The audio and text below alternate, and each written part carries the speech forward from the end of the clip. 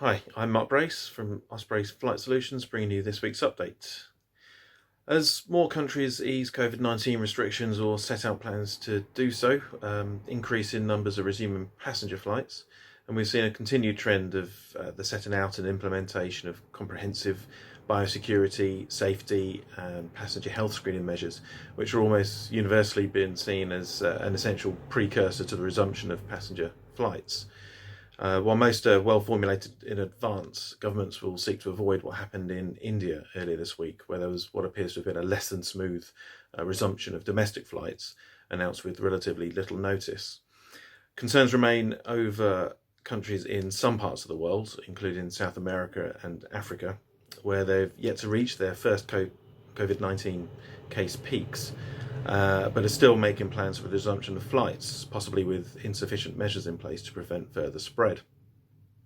Also, as well as some new localised outbreaks, there have been indications that some countries that have previously eased measures might seek to reimpose them more broadly due to recent secondary spikes.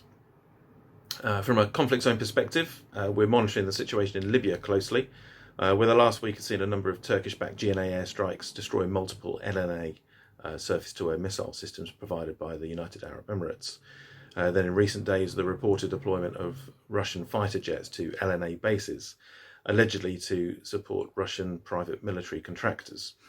We can expect further escalation of military air and air defence activity in various parts of the country in the coming days and weeks.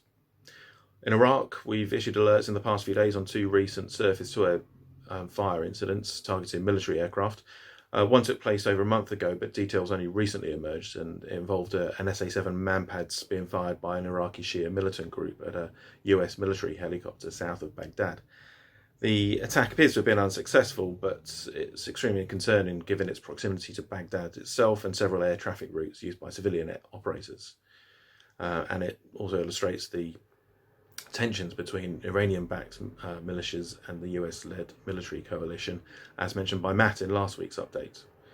Just yesterday, the Saudis announced the intercept and downing of Houthi drones and a separate Houthi missile launched from Yemen into the southwest provinces of Saudi Arabia. The first since late March, indicating a potential revival of that activity and its associated hazards, albeit in an environment of diminished civil aviation activity in the region.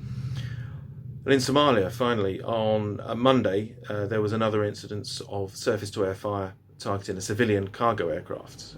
While the previous incident a couple of weeks ago was reported to be an accidental shoot down by Egyptian military forces, this one, which was only about 40 kilometres from that previous one, has been blamed on the extremist Al-Shabaab group and appears to be a small arms fire attack, resulting in only minor damage.